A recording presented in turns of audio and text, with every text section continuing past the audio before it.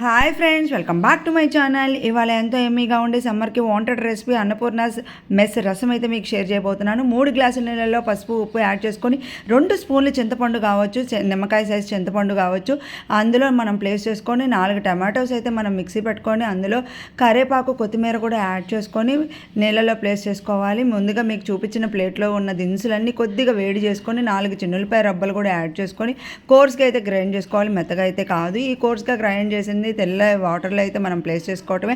మన టేస్ట్కి తగ్గట్టు సాల్ట్ అయితే కొంచెం చూసి అడ్జస్ట్ చేసుకోవాలి.